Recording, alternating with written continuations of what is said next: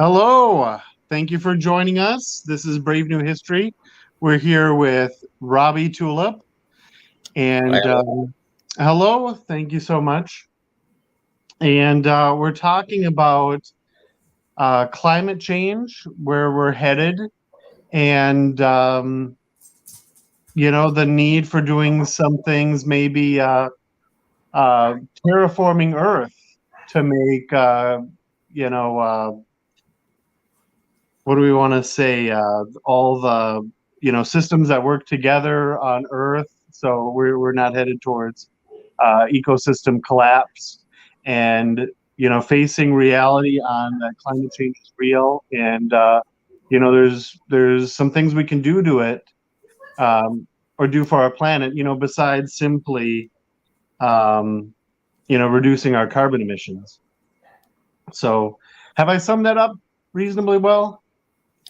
Look, that's a really good starting point, Elliot. There's a lot we can move into. I'm so pleased to be with you on Brave New History, and one of the things that I really like about your work with Brave New History is when I was at school, I read the book by Aldous Huxley, Brave New World, which Mhm. of course he took that title from William Shakespeare's play The Tempest, where one of the characters says, "Oh, brave new world that has such people in it." And Miranda thought it was really great that the island of the Tempest had such interesting people, and but it turned out that she was really being deceived, and so one of the things that comes out with your Brave New History idea is a lot of the study that you've done of ancient religion. It shows that people are deceived. There's a lot of people out there who uh, have a whole lot of beliefs, which, when you look into it scientifically, look into the evidence, you find that there's strong evidence against that. And now, when it comes to climate change, we've got this big debate between the scientific community, who say, who've uh, compiled a whole lot of evidence about how the world is warming.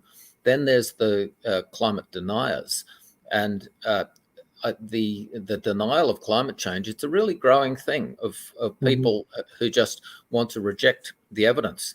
Now, my perspective is a bit different again, because what I'm saying is that uh, very much so the science is settled on climate change, and there's no grounds to doubt the evidence of climate change. But the question of what we do about it is not settled at all. And so at the moment, we've got next week the Conference of the Parties of the UN Climate Change Convention, a meeting in Egypt, and they're saying things like, all we've got to do to stop dangerous warming and sea level rise and collapse is stop emitting carbon dioxide, and shut down all of our fossil fuel economy. And my sense is that that's just not going to happen. The forces that are in play to continue with coal and oil and gas are just so powerful, and the economic benefits of it are so high that politically it's just not really possible uh, to shut down fossil fuels. So that then leads us to the question of, okay, well, if we're not going to shut down fossil fuels, then what can we do about global warming? And does it matter? And it very much does matter, because like if we had a meter or maybe a few meters of sea level rise, then that's it's really catastrophic. You think of a world without beaches, a world without all of our existing ports. That's what we're headed for. And so, if we look at what we can do, as well as cutting our emissions, then there's two big things that come up. One is that we can remove the carbon dioxide out of the air. Now, that's a really good idea, but it's actually something that's, again, quite slow and quite expensive. And then the other option is that we can brighten the planet. And what that means is that we can use technologies that will reflect more sunlight back to space. And it's a very controversial idea. It's something that was not even discussed by the UN in its most recent summary of the assessment on climate change, simply because it's so controversial. But if you look into the science of it, there's major research happening at places like Harvard and Cambridge and Stanford and other Cornell, other universities, and the scientific information that's coming out is that it's something that's actually urgent and necessary, and we really need to have this sort of debate about the need for what's called solar geoengineering to brighten the planet. So I had the opportunity to speak on the ABC, Australian Broadcasting Commission, science show, which is a very prominent radio program here in Australia, about this just last weekend. And I'll to open up this debate. And so I'm just really pleased to be able to join you, Elliot, and talk about these issues. And then, maybe think about going back to the question of, well, why is it that people believe such a lot of rubbish when it comes to ancient religion and Christianity, for example? And, how is it that we can have this sort of mass delusion in our society? And have we got a similar sort of mass delusion when it comes to the idea that cutting our emissions, going electric vehicles, decarbonising the economy, that's going to be all we need to do to stop dangerous climate change? Well, the reality is that we need to do a lot more than that. So, happy to share a few pictures with you to help explain this, and interested in your thoughts on the issues. Yeah, absolutely. Yeah, I know when it comes to fossil fuels, it's going to be a big thing politically. I mean, in terms of the economy, but also like war, right? You can just shut off or embargo the oil, right? So like we have Saudi Arabia, which now with like Wahhabism, that's fossil fuels are fueling Wahhabism in Saudi Arabia, fueling religious extremism, right? Because that's the main source. And I think if it wasn't for the Saudi family and oil, we'd have a much more peaceful Middle East, right? And maybe that's too much of a tangent here, right? But well, it's something that if you look at the Ukraine war situation, we see how much the gas issue for Europe has played into that. Now, people are saying, what a mistake it was for Europe to rely so much on Russian gas, and looking for alternatives. And, so decarbonising and ramping up new energy sources, renewable energy, is really important. But the idea that will stop dangerous warming is not true. There are other reasons why we should go for renewables, but it's I'll show you exactly why it's just quite marginal to the climate change problem. Yeah, no, that's another thing too, where I've heard that the consumption of eating animals, right, that will dwarf your car, right? So I forget what it's going vegan saves 5 times what an electrical vehicle will solve. So, I mean, and we don't even want to go there, right? Like with talking about, what we eat and what we buy, right? Is also another thing where people are like, oh yeah, no, that's fine. Or coming up, kind of like you said, with it's almost like diluted thoughts, like, no, we need to eat the cows because they produce methane, right? So if we're eating them, that's good, right? Which is crazy, right? Because I mean, I don't even think we need to even go why that's crazy, right? But people, they still, love to eat their meat, and ultimately, I think that's where we got coronavirus, is from the wet markets and just how we treat animals so terribly, right? And we're just don't give a rip about the environment, right? It's just our own, what we need in the moment. Like talking about Brave New World, right? Just the pleasures of the moment are really all that we're considering, right?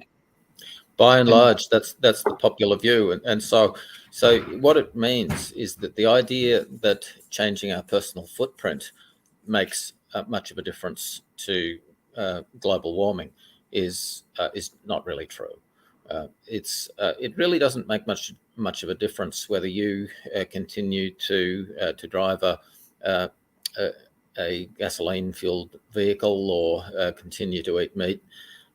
In the long term, there's all sorts of moral and spiritual reasons why we should think about those issues. But as far as the short term issue is concerned, where the world is at risk of what are called tipping points, and so things like the loss of the Amazon rainforest, the loss of the polar ice caps.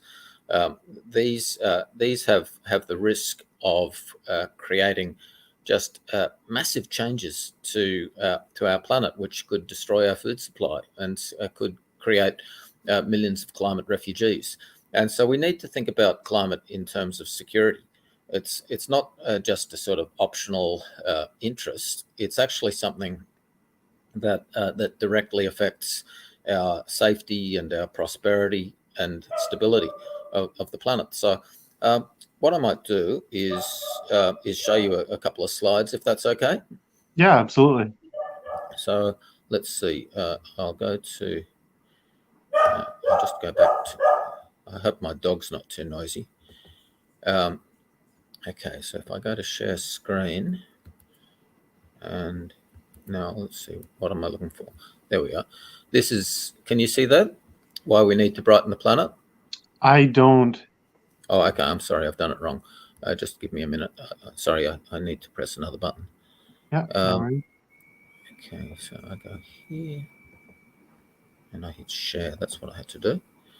And now, how's that? Yeah, looks good. There we are. Okay, so I'm part of this group called the Planetary Restoration Action Group. And we have a Zoom call every 2 weeks with a bunch of scientists from around the world, just talking about the priorities for reflecting more sunlight back to space and what we can do. And as I mentioned, I was just on this radio program here in Australia, the Science Show. A call for geoengineering was the segment that I was on, and anyone can look that up and have a listen. I encourage you to have a listen. Now, this is a diagram which was out of a really prominent science article from a couple of years ago called "Trajectories of the Earth System in the Anthropocene."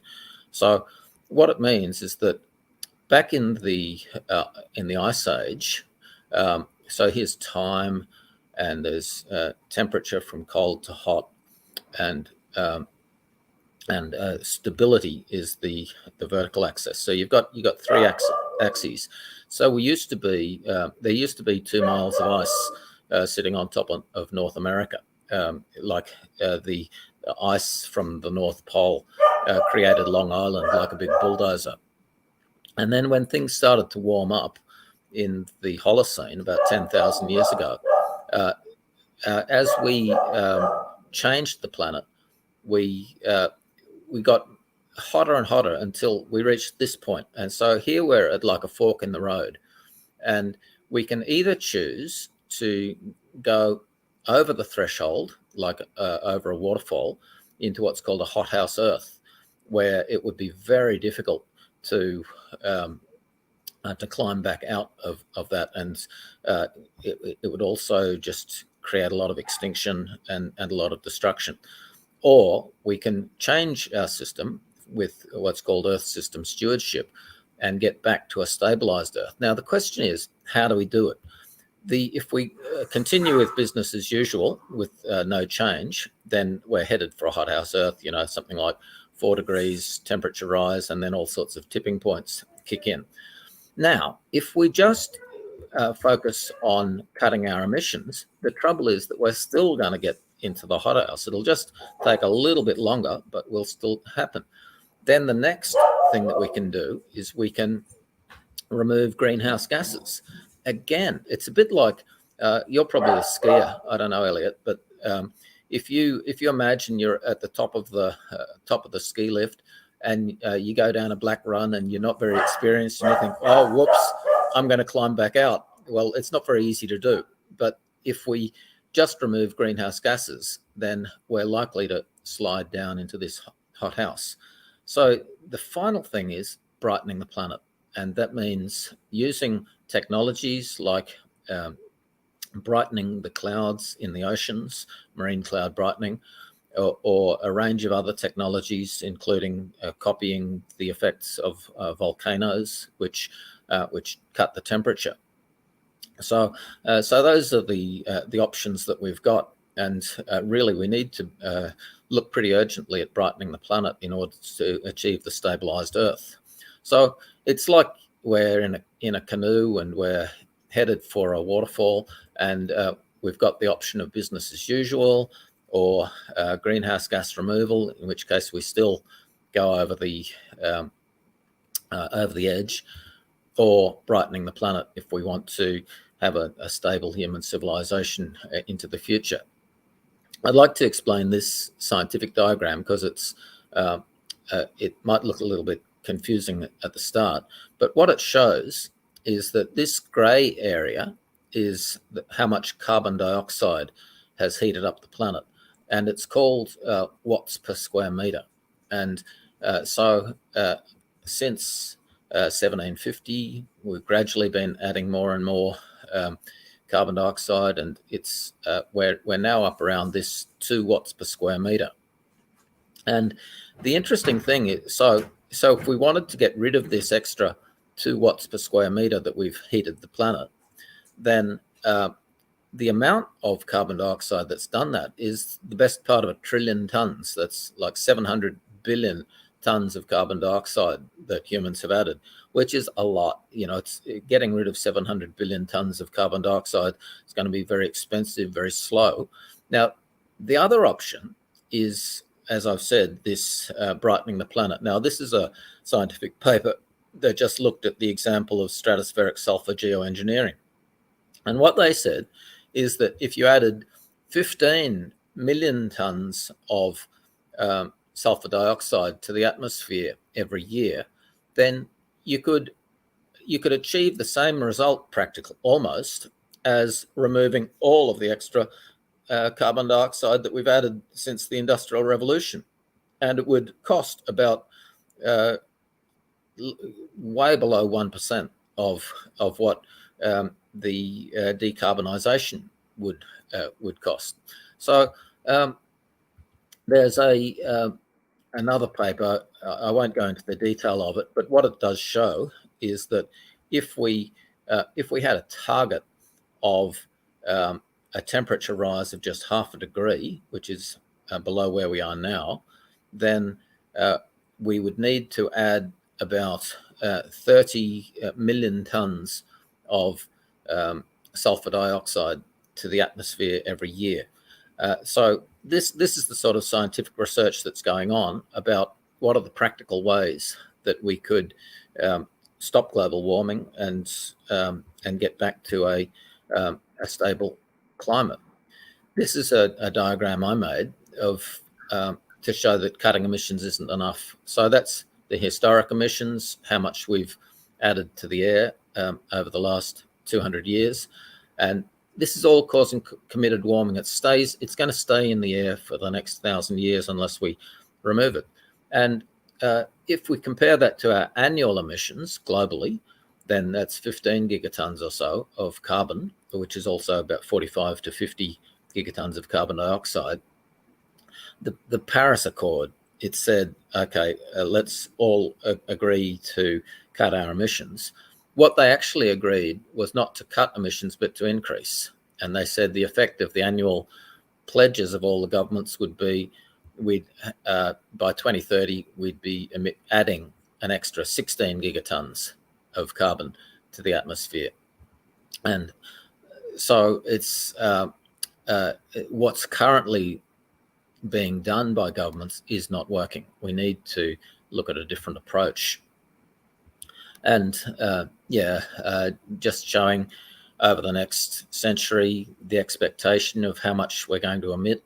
This is what they say is optimistic. And so that's better than the realistic, which is probably higher.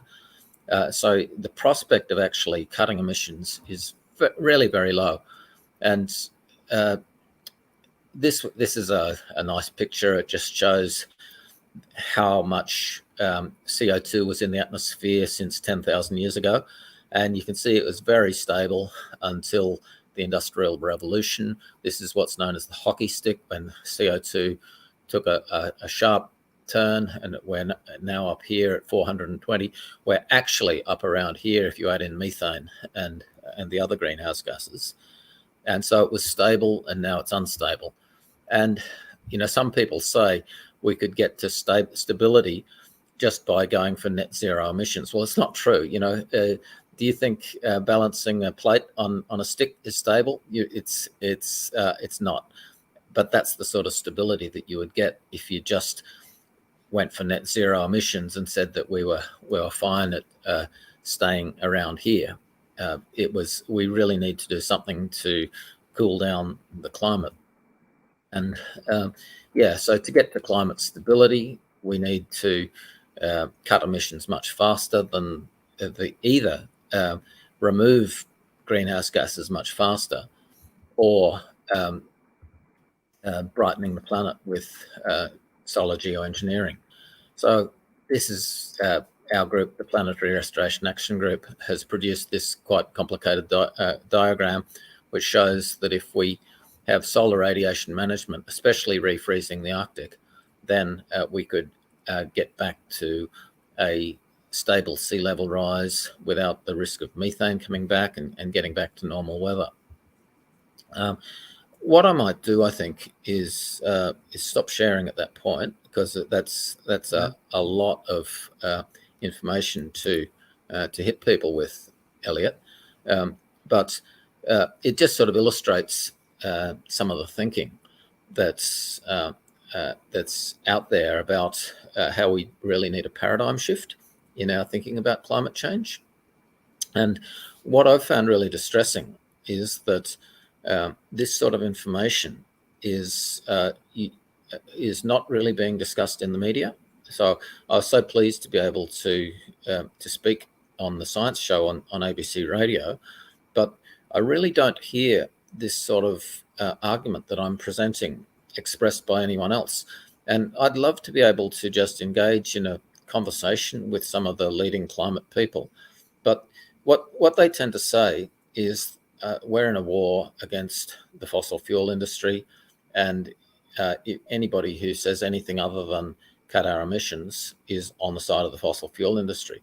Now, that's a really that creates a really difficult space for the conversation, because I think the idea that we're going to slow down our emissions anytime soon is just dreaming. It's the power of the fossil fuel industry and the popular demand for cheap energy is so high that we'll gradually turn it around with renewables and nuclear, but it's not going to happen fast, and we really need to do something fast to stop some of these climate tipping points. And one of the worst of the tipping points is with the Arctic Ocean, because there's a whole lot of methane that's under the sea and under the permafrost. And as we warm up, that methane is leaking out into the atmosphere. And methane is more than 100 times worse than CO2 in terms of its immediate effect on warming. And so leaking all of that methane out into the atmosphere will have a much bigger effect than anything we can do to cut our emissions. So we've got to stop that methane leaking out, and the only way we can do that is by brightening the planet. And that means doing stuff like marine cloud brightening is my favorite technology. And what that means is you in the ocean, you pump seawater up into a boat, and then you use a machine to turn it into a salty mist, and you pump that mist out over the ocean surface, and it heats up and rises up into the clouds, and every salt crystal then forms a raindrop. And because it's got a salt crystal in the middle of it, it's really bright and it reflects a whole lot of sunlight. So if we did that in, for example, in the Southern Ocean around Antarctica, where there's such a lot of ocean, then all of that sea ice around Antarctica that's currently melting would, in the summer, would remain frozen through the summer. And instead of dark ocean water, you'd have reflective ice. And that would stop the enormous glaciers in Antarctica from melting and falling into the sea, would stop the sea level rise. We can do the same to stop the melting of glaciers in in Greenland and the Arctic Ocean. And it's a great way to get governments to cooperate with each other on climate change on a practical strategy where they're not really cooperating very well at all about cutting emissions. They do tend to tell a lot of lies, unfortunately, because they, the worst one in my opinion is in England. They've got a project called the Drax Power Station, where they go to British Columbia and they chop down virgin forests in British Columbia, and they turn it into wood pellets, and they ship it over to England, and they burn it in an old coal-fire power station. And because they've established these crazy carbon accounting rules, they say, oh, that's actually really good for the environment and the climate, even though they're cutting down virgin forests in North America. So it illustrates how the current system is really pretty crazy. And there's a lot of other examples, like the Europeans. They say, oh, look, we're doing really well with cutting our emissions, when the only reason is that they've shipped all of their factories over to China. And so they're not counting the emissions in terms of who finally benefits from it, that is, who uses the product. They only count for it in terms of where is the emission produced. And so they say, well, all of our companies that have shipped our emissions over to China, we're not emitting from Europe anymore, so we're really good and we can blame the Chinese. But it's not a valid argument by any means. So, what do you think, Elliot? Yeah. So, a few ideas that, so what we're talking about is essentially creating more ice in the Arctic so it reflects the light. Yeah. That's one solution. And then there's creating more clouds in the ocean to reflect the light. Yes. Yeah. And so you'd have Also, more clouds. Yeah, go ahead.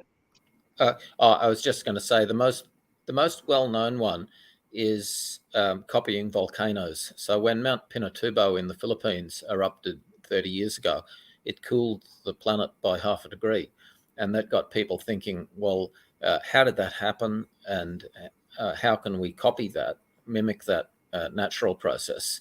And they discovered that by putting planes up into the high atmosphere and injecting sulfur dioxide into the atmosphere, that would be the most efficient way to cool the planet down. It's got a lot of risks about it, and things like, would it have an effect on rainfall patterns? And so that's why I take the view that marine cloud brightening is a really good starting point, because it's just using normal table salt or sea salt rather than sulfur, which is a little bit more dangerous. There's a few others that have got similar uncertainty. So if we just start with using ocean salt, then we can develop the sort of cooperation systems that we need to think carefully about all of the different technologies that we can try and use to cool the planet down. Yeah. Now, has anybody brought up the idea of creating a Dyson sphere and maybe reflecting light that way? You'll have to remind me what I've heard of it before, that but I've forgotten. we have a bunch of artificial satellites that use like solar. It's like solar panels all around the world, Yep. right? So that it's kind of like solar panels in space that Okay. cover the Earth. Look, all of these things they need to be assessed scientifically. So there was a really good paper I read this year from the Harvard University, which said if we invested in the study of all of these different methods, that would cost, say, $2 billion, and the likely damage that if we didn't go ahead with any of them is like $10 trillion. So the damage of not going ahead is 5,000 times worse than the cost of working out which ones we should do.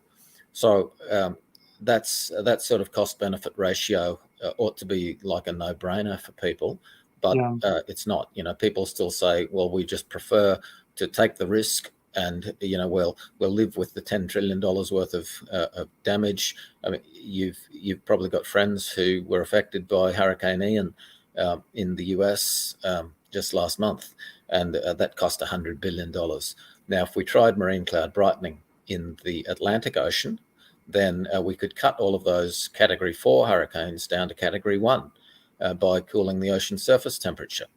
It's an example. Now, the Dyson sphere stuff, I don't know what the costs are. Like, there's a lot of these sort of space mirror type ideas. There's mhm. in astronomy, there's a concept called the Lagrange point, which is a spot in the Earth's orbit where if something is there, then it won't move. And so there's a Lagrange point in between the Earth and the Sun. So if you put a whole lot of little reflective bubbles in that space and somehow kept them all in place, then you would be able to stop the planet warming. The MIT, Massachusetts Institute of Technology, has done a big research project on this one. But all of these ideas, they need to be tested for cost and safety and speed and also acceptability, side effects. Like, would they change the color of the sky, for example? That was the idea of Elizabeth Colbert. She's one of the prominent scientists, writes for the New Yorker, and she wrote a book called Under a White Sky. And so, just raising questions about how some of these methods might change our environment. So all of these things need a lot of study, and we shouldn't go ahead with anything without proper precautions.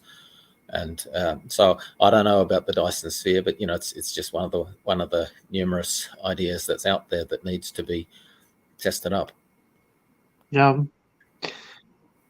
And so the idea that when people are against the marine cloud brightening, it's really more they're coming from it from the point of, well, you're trying to come up with alternatives to keep on using fossil fuels. Exactly. Is It's really the called objection. Yeah, Yeah. it's called moral hazard. So it's this idea that, like, if you take out an insurance policy, then you're less cautious about the risk of burning your house down or something. And so if we take out an insurance policy by brightening the clouds to stop the planet going over a tipping point, then it means that we worry less about how much carbon dioxide we emit into the air. But like, really, that whole logic is flawed, Yeah. because we're going to continue emitting carbon dioxide and methane regardless of what anyone in the climate activist community thinks. There's just such a high level of demand, especially in poor countries like India and China, also Russia, and around the world. There's such a high level of demand for emissions that, and if you try and make fuels more expensive, then you face a big political backlash. So it's that what you were describing was the moral hazard debate. Yeah, it reminds me of the health insurance debate where, like, quite literally what you're describing, where the one of the objections was, well, here in the United States, if we had universal health care, then nobody would care about their health because they're covered, right? Which I don't know if we need to say why that's crazy talk, right? Like you have Of course, insurance and yeah. you're covered, so you're going to eat garbage food and not take care of yourself if you have affordable health insurance, right? That's a little bit crazy, isn't it? It is, yeah. And it's kind of the same thing that if we take out an insurance policy on the planet, right, are we not going to care about the planet anymore, right? Or, I Well, mean, the thing is, if we take out the insurance policy, then it will help us actually to care even more about the planet, because it helps the general public to understand things like biodiversity loss. Just that, we're seeing that there's all this mass extinction happening, and you know, fish that used to live in the tropical regions are moving to cooler waters. Coral reefs. Just getting an understanding of the global systems, it really helps the general public to understand what we can do about it. So it's actually a sort of reverse moral hazard, if you like. yeah, yeah, that makes a lot of sense. So, yeah, it's a little bit anxiety provoking, isn't it, to look at that graph and about how, like, we're straight up and vertical in terms of our emissions increases, and essentially what we've done is nothing, right? Just like just a few squares on that grid that we're basically maybe the it's almost as if the most we can hope for from what we've been doing is to slow the increase. Though we're not reducing it at all. That's right. Yeah. So yeah, we'll have to think of things to reflect the light back into space. Or yeah, Yeah. Yeah. Well, we'll eventually be able to work out ways to remove all of that excess carbon dioxide from the air. Like the one that I find most interesting, and this is what got me into this whole area about 15 years ago. I was working for the Australian government on a program to use forestry to help save the climate. And there was this view that if you pay poor people to preserve their forests in countries like Indonesia or Papua New Guinea, then you could calculate how much emissions you're avoiding. And it just didn't make any sense to me, because it seemed to me that if you pay poor people not to chop a forest down, then in 15 years' time, when you stop paying it, then they'll just chop it down anyway, or it'll just burn down, and that's what's happening a lot. So it led me to do a big calculation on what's the role of forestry against the overall drivers forcing global warming. And I found that preserving our forests is a really important thing for the point of view of biodiversity and conservation, but it really has only a marginal impact on climate change.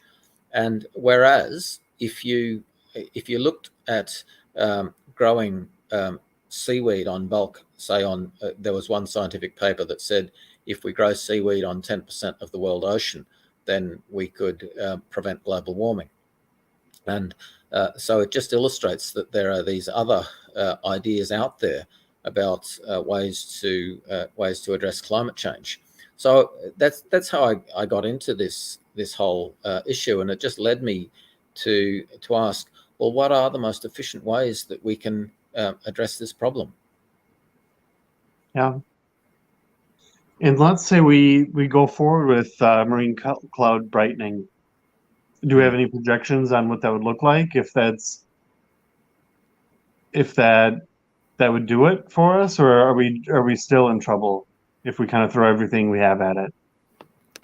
Well, I think what we need to do is much more extensive scientific modelling studies. So there's been some level of modelling, and that was at the basis of those papers that I showed pictures of in my slides. And so we need to compare all of the different technologies, and then decide, take a precautionary approach, and just go ahead gradually with agreement internationally.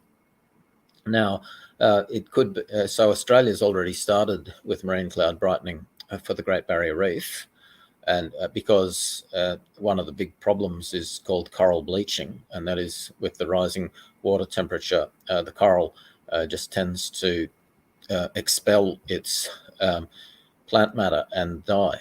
And so coral bleaching is a really big problem. And if we can cool down the water, the most immediate way to cool down the water is marine cloud brightening. They still haven't worked out all of the technology. So, one of the problems is that you need to have drops of ocean water that are all exactly the same size and that are really small. And they still haven't quite worked out how to get that even mist that they need to make the marine cloud brightening as best they can. But part of the problem is that they're just not getting any money to do the research, and that's what's really needed, just funding for research.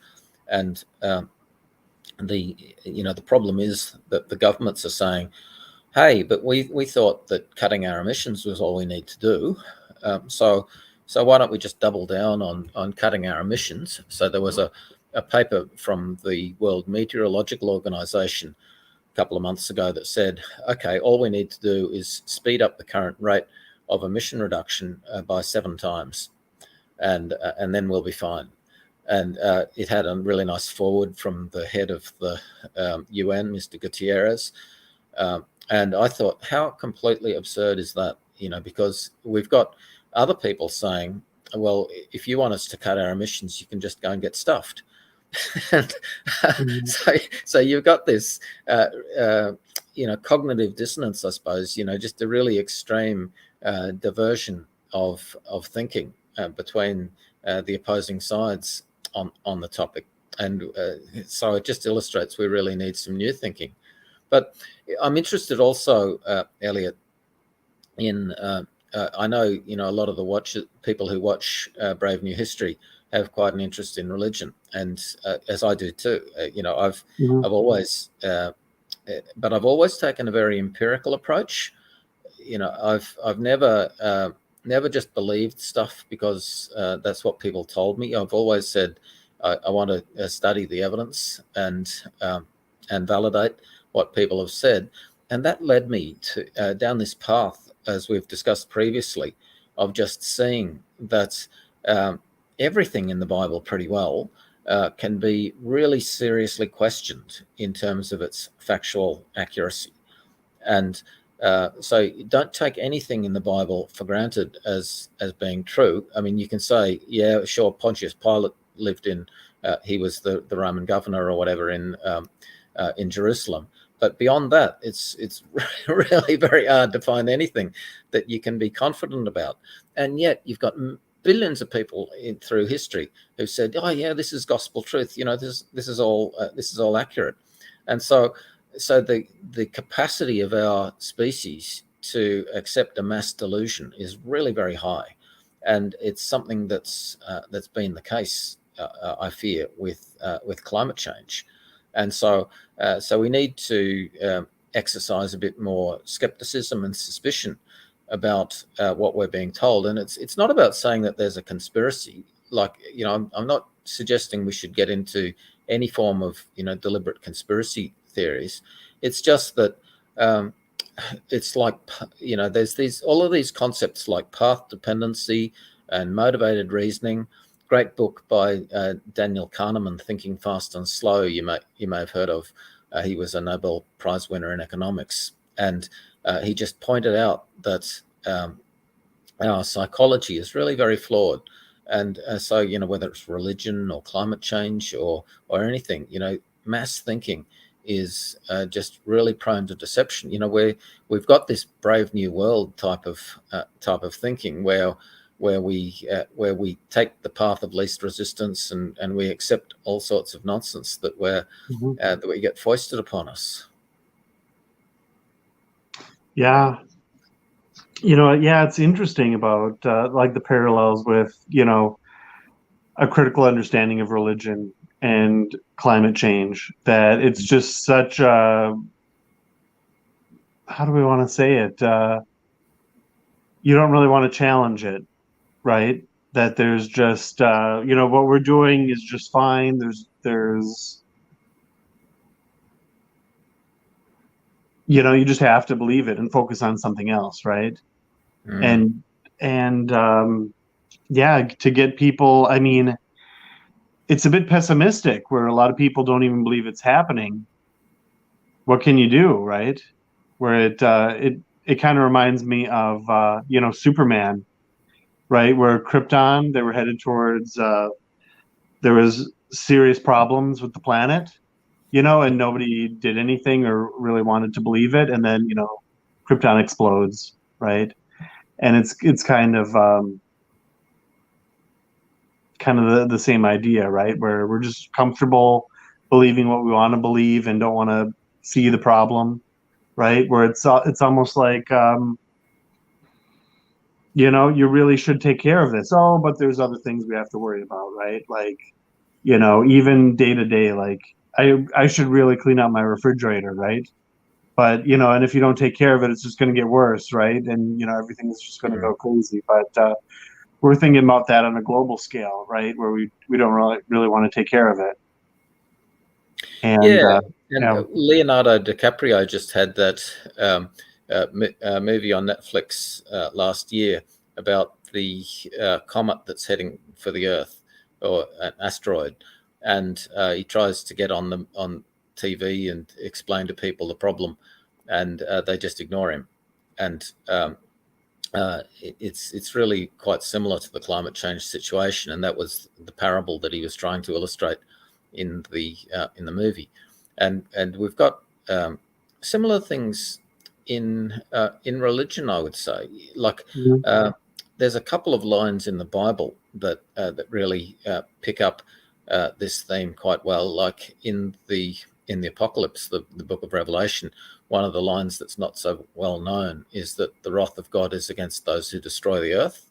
So that's I think chapter 11, verse 18, and it's something that's very different from the prevailing orthodox form of Christianity, because most people are saying, oh, we're spiritual beings and we're above nature. We're better. We don't need to worry about nature. But then the Bible says, well, if you destroy nature, then you're going to face the wrath of God. So that's, I think, a bit of a wake-up call. And similarly, you probably know that, what do they call them now? Gospel songs, Negro spirituals, Oh, Mary, Don't You Weep, where it says, won't be water but fire next time. Famous line in that old song. And it's you wonder, did they really know something back in the day? Because we're headed for a fiery end to the planet in terms of global warming. Just 4 degrees or something like it. You can. We talked last time about Leonardo da Vinci, and one of his big ideas was comparing the Earth to a human being. So comparing the ocean currents to the circulation of the blood, and what that led him to was what that then leads to with the global warming situation is, okay, if you think what it's like to have a fever of 1 degree, and our planet is facing the prospect of a fever of 4 degrees. Now, a 4-degree fever tends to be pretty deadly. And so just comparing the Earth to a human being offers this, sense of just the really big challenges that we're facing. And yeah, so I think that there's a lot in that Christian story that's really helpful, because it's like the constant refrain in the Bible is that society is headed on a path to destruction, and needs to change direction in order to find salvation. So it leads to this idea of, well, what do you mean by salvation? And normally people will just say, oh, that means I go to heaven after I die. But if you look at what the Bible says about salvation, it's much more really about transforming the nature of our planet, so that we've got a sustainable future. So even in the Lord's Prayer, you've got something like, um, thy will be done on earth as it is in heaven. It's about saying we need to change in order to be saved. We need to change what we're doing on earth to find a path that we can continue to prosper on the earth. And yeah, so it's an example of how a lot of popular religious thinking has gone off into a sort of mythological vein of believing what you want to believe, whereas if you go back to the text, then you find something that makes more sense in terms of saving us from the threats that we face on a global basis. So I find this integrating religion with climate science is a really important path, because it just helps us to understand some of the challenges that we're facing on a global basis. Yeah, absolutely. And yeah, with the idea of the Earth like a human, right? Mm, That we're facing a fever. You you wouldn't think of anything wrong with, okay, we're going to do this medicine, right? And we're also going to do this, right? Like maybe you have high cholesterol, right? And mm, they might recommend a vegan diet, which is good. We'll also recommend statin drugs, or some other kind of drugs, right? And we're gonna throw everything we have at it, right? Or you're facing some kind of critical illness, yeah, right? like if you've got And cancer and the doctor says, why don't you try the chemotherapy? Now, at the moment, as far as climate change is concerned, we're like someone who says, oh, no, I'm not going to try that chemotherapy. That's too dangerous. And then, a year later, they're dead. And you think, well, that was pretty dumb. They should have gone with yeah, the chemotherapy. yeah. Or you could think of it as, well, we'll just ever so slightly reduce our emissions, or just not increase it as much, right? Yeah. Well, like in medicine, you have to think about, like, is I forget the medical term, but are they going to actually take the medicine, right? If they're not Mm, actually going to take the medicine, then give them something else, a right? placebo. Or no, I mean like Alternative. yeah, exactly. Or let's say they're not going to take, they have depression, they're not going to take Prozac, for example, right? Okay, well, Yeah. we'll find cognitive behavioral therapy, right? Or doing Well, more exercise, something like that. yeah, exactly. Yeah. Whereas, exactly, like they're not going to exercise, right? And that's the best thing that you can do, right? Mm, Well, all right, we're going to try, pills, right? And then we're going to try that's something right. more extreme like ketamine.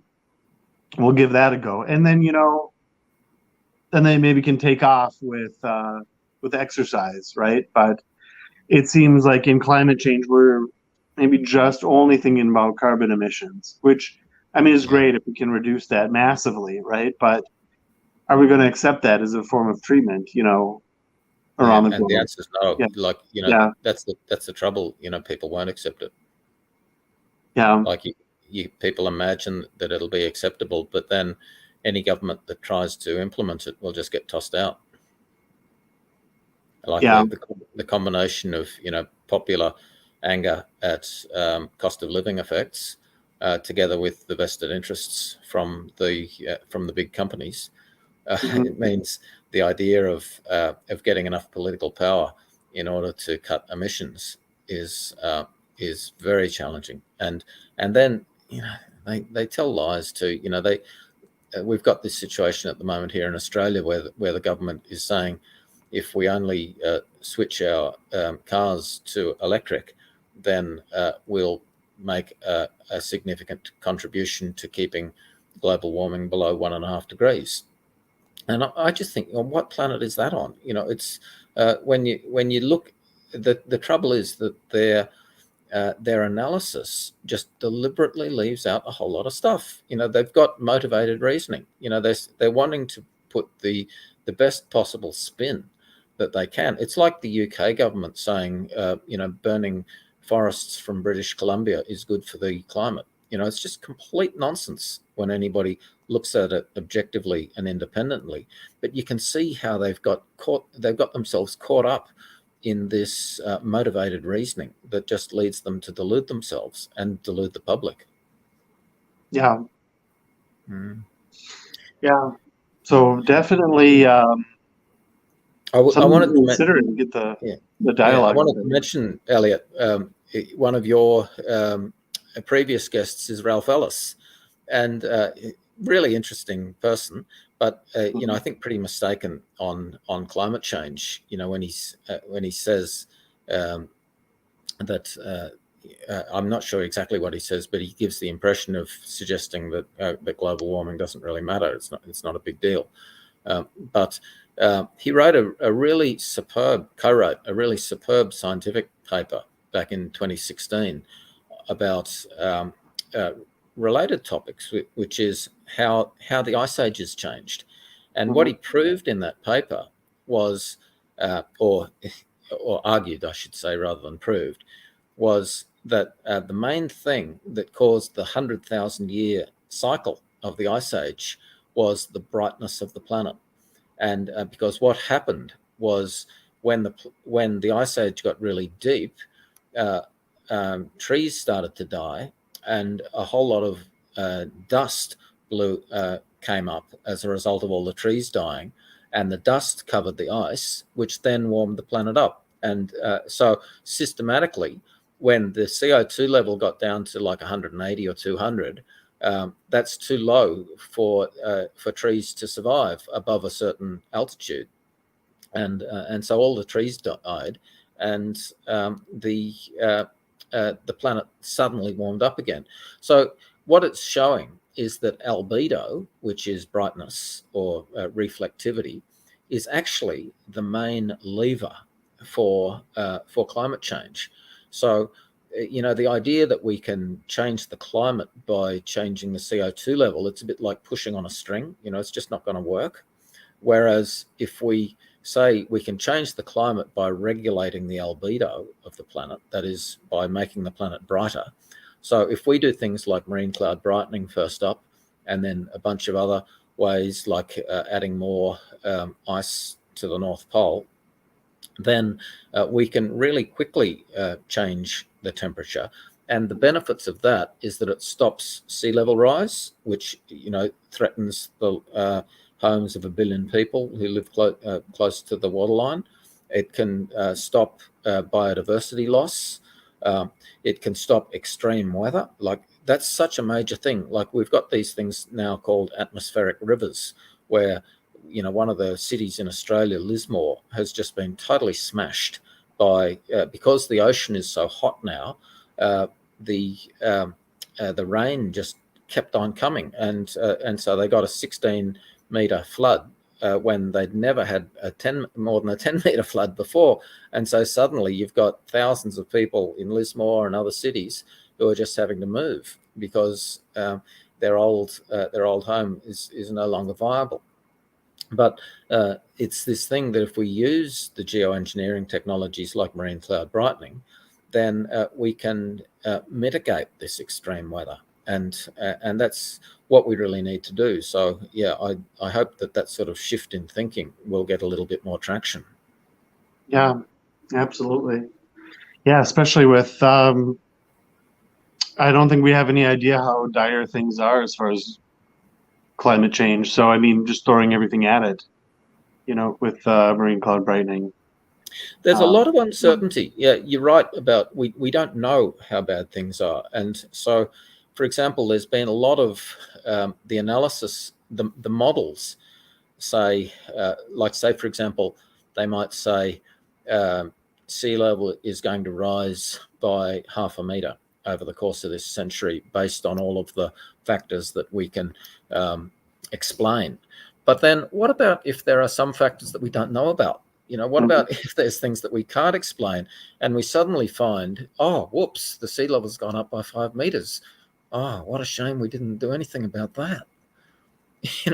It's like we've got to be a lot more precautionary about these things. Something like sea level rise, we ought to be saying, okay, 1 meter sea level rise would be a catastrophe.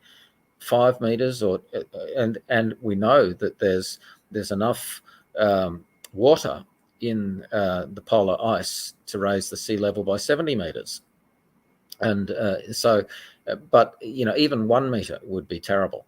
So we really ought to be doing everything that we can to stop that. And now, cutting our emissions basically does nothing to stop it, whereas brightening the planet could actually keep sea level rise. My feeling is that it could keep it to zero.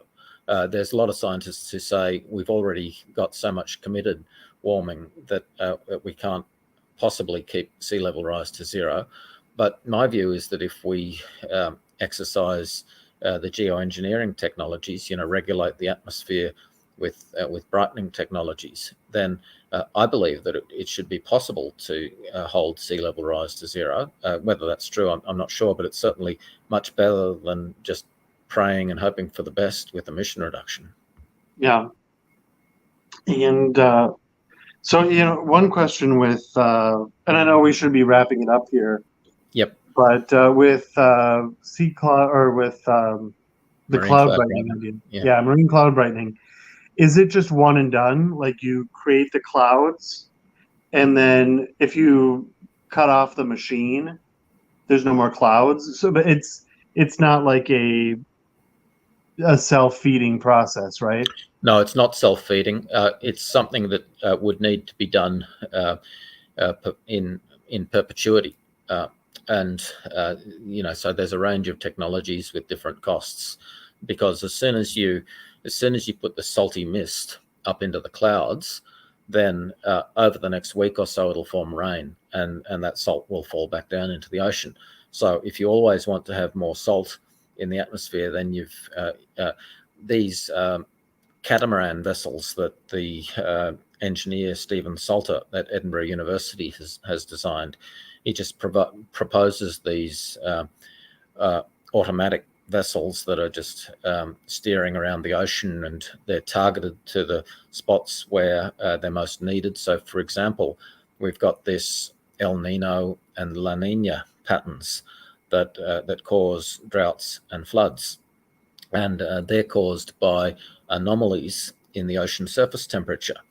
So if we target the cooling to the right spot, then we can influence the direction of the rain. So we can influence the ocean temperatures to get more rain where it's needed and less rain where it's causing harm. So if we'd started this 10 years ago, then we might have stopped the Pakistan floods. We might be able to prevent droughts in California, and similar with our floods in Australia. Moreover, one of the most dangerous things is what's called the Atlantic Meridional Overturning Circulation, which is the Gulf Stream current. When it gets up close to the Arctic, it cools down and sinks down to the bottom. But we're at risk of stopping that overturning circulation in the ocean, and that's happened before, and just caused massive disruption to the world climate. And not in historical time, I'm talking over geological history. Like, we go back 250 million years ago, the Permian extinction was the worst one ever, and that I think it was 95% of all species went extinct in the ocean. So those like I think one of the themes that I want to leave you with, Elliot, is that our planet is actually a lot more fragile and sensitive than we imagine. And so if we continue to shock it by, dumping 15 billion tons of carbon into the air every year, like we're doing now, then that's just it's just such a massive, dangerous experiment that's going to go badly wrong until we find an antidote. And the antidote to say you're taking strychnine. Now the antidote to that is not I just keep up with the strychnine, but just don't eat so much. It's find something else that will purge you or some emergency response. When you've been in a car accident, you need a tourniquet while they rush you to hospital. Now, no one says that the tourniquet is a replacement for going to the hospital, but you need both. You need the immediate treatment to stop the symptoms to prevent the patient from dying, and then you need to also think about the longer term strategy to get back to nurse you back to health.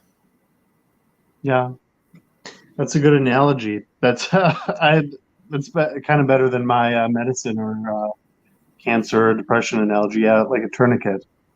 Yeah. Yep, that's right. Yeah, so some of my friends in the Healthy Planet Action Coalition is another scientific group that's studying this material, and they've picked up on that tourniquet analogy quite strongly, and just as something that we really need to look at brightening the planet as a tourniquet for the planet. Yeah, absolutely. Yeah, and that is a good spot to leave it. I know you have an interview right after this. Yeah, so, thanks so much, Elliot. Really appreciate it. Yep, absolutely. Thank you so much. Very interesting. Yeah, maybe gives us a little bit of hope, doesn't it? With I'm very hopeful. Yeah, it's like I think we're Homo sapien, which means intelligent beings. Now, often we seem really stupid, but I think it's quite possible for people to open up the conversation and realize when we're on a wrong path, and work it through and change fairly quickly. And that's what we really need to do in the global warming climate change situation. Yeah, absolutely. All right. Well, thank you so much for that. Yeah, I think it's something we need to hear, isn't it? And definitely. Right. Yeah. All right. Well, thank you so much, and thank you everybody for watching. All right. Yep. Bye, Elliot. Yep. Thank you. Bye.